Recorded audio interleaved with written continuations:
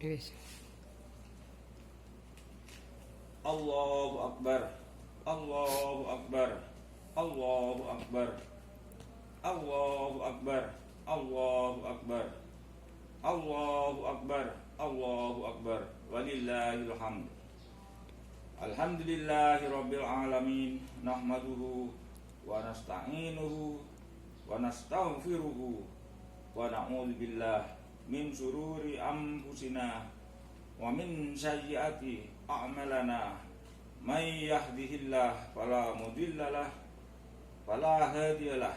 Allahumma sholli wa sallim ala sayyidina Muhammad wa ala alihi wa sahbihi ajma'in. Faya ibadallah, usikum wa nafsi bitaqwallah wa ta'atihi la'allakum tuflihun.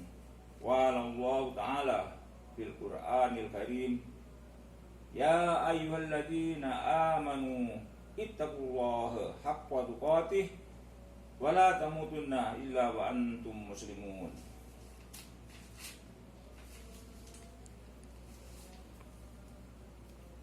Alhamdulillah, segala puji kepada Allah yang telah memberikan kesempatan, umur dan iman sehingga kita masih bisa berjumpa dengan hari raya umat Islam, yaitu hari raya Idul Adha pada tahun 1441 Hijrah ini. Meskipun di tengah cobaan pandemi COVID-19 yang belum ada tanda-tanda selesai, sudah selayaknya kita tetap mengucapkan syukur alhamdulillah atas nikmat Allah berupa kesehatan dan kesempatan untuk memohon ampun atas dosa-dosa yang kita miliki. Karena bagaimanapun ada golongan yang sekarang sudah meninggal, dan berharap agar mereka dihidupkan kembali untuk perbaiki amalannya.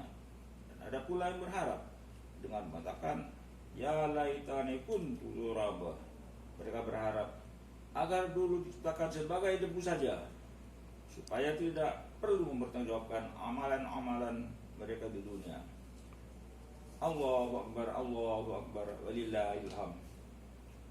Idul Adha merupakan hari raya kurban, di mana kita diminta untuk mengorbankan sebagian harta kita untuk menunjukkan ketaatan kepada Allah. Sudah diketahui bahwa salah satu dalil dari perintah ibadah kurban ini adalah peristiwa di mana Allah memerintahkan Nabi Ibrahim alaihissalam untuk menyembelih anaknya Ismail alaihissalam, menyembelih anak yang lama ditinggal bersama ibunya di padang tandus Arab ketika itu.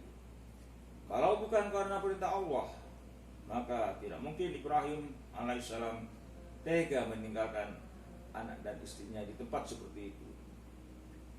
Pengorbanan Ibrahim tersebut beliau lakukan untuk menunjukkan dirinya adalah hamba yang taat kepada Rabb-nya. Tidak cukup sampai di situ, anak yang dinanti-nanti sebagai penerus pembawa risalah kenabian kemudian harus ia sembelih dengan tangannya sendiri. Tentu berat sekali hal tersebut bagi Nabi Ibrahim alaihissalam, dan secara logika lebih berat lagi Nabi Ismail alaihissalam.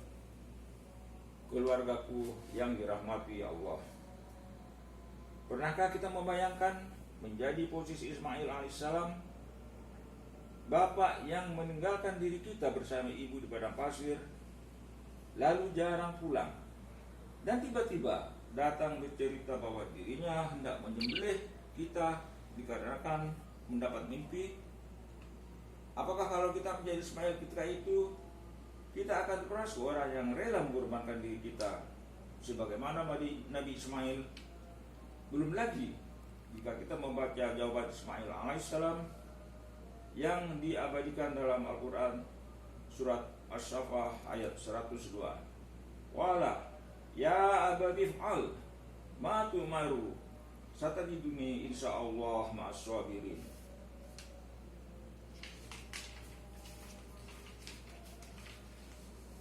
Nabi Ismail menjawab, wahai ayahku, kerjakanlah apa yang diperintahkan kepadamu. Insya Allah kamu akan mendapatiku termasuk orang-orang yang sabar. Dalam ayat tersebut Ismail bahkan memanggil ayahnya dengan kalimat ya abati, bukan hanya sekedar ya abi. Kata ya abati memiliki makna lain daripada sekedar ya abi.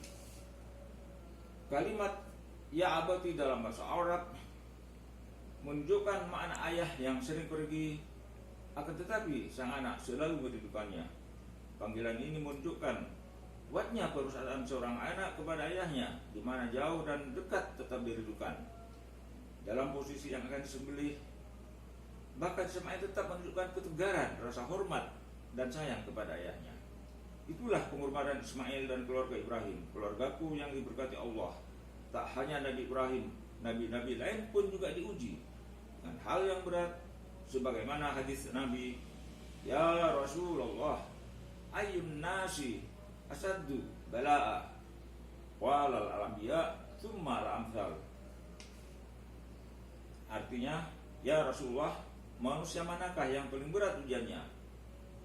Beliau sallallahu alaihi wasallam menjawab, para nabi, kemudian yang semisal dan semisalnya, yaitu maksudnya orang-orang yang di bawah para nabi berdasarkan tingkat kesolehannya.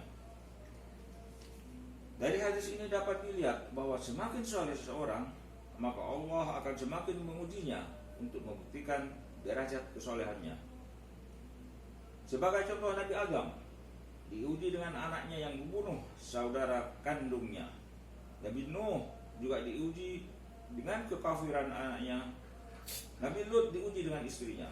Nabi Muhammad diuji dengan pamannya yang hendak membunuhnya, serta ujian-ujian lain yang dialami para nabi. Sedangkan dari kalangan orang soleh, Asyah diuji dengan memiliki suami bernama Fir'aun. Siti Maryam diuji dengan memiliki anak tanpa suami. Sayyidah Aisyah yang merupakan istri bagi Nabi Muhammad pun diuji dengan tidak memiliki keturunan. Keluargaku yang diridai Allah, pertanyaannya kemudian, sudah sejauh manakah pengorbanan kita dan kesabaran kita ketika Allah menguji kita? Apakah kita termasuk orang yang sabar, ataukah kita justru termasuk golongan yang suka mengeluh dan bahkan justru menggugat Allah?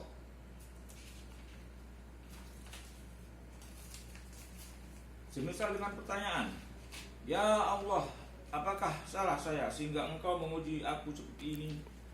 Pertanyaan yang justru mengherankan, karena menunjukkan bahwa kita tidak bisa menyadari betapa banyaknya dosa yang telah kita perbuat. Na'udzubillah min dzalik.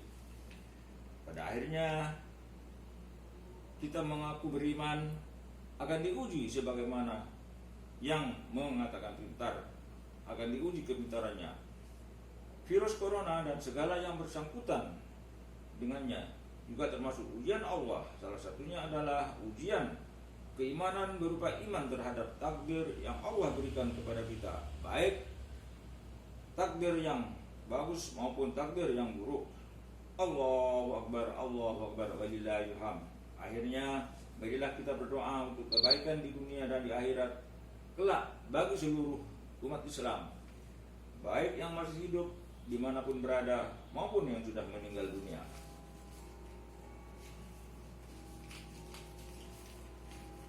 Allahumma ighfir lil muslimina wal muslimat wal mu'minina wal mu'minat, innaka sami'un qaribun muhibud da'wat, faya qadiyal hajat.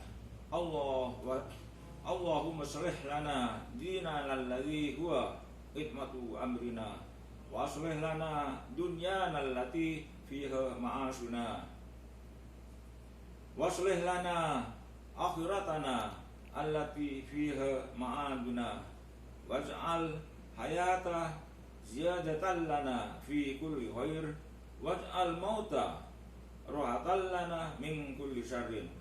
Rabbana atina fid dunya hasanah wa fil akhirati hasanah wa qina adzabannar. Walhamdulillahi rabbil alamin. Wassalamualaikum warahmatullahi wabarakatuh.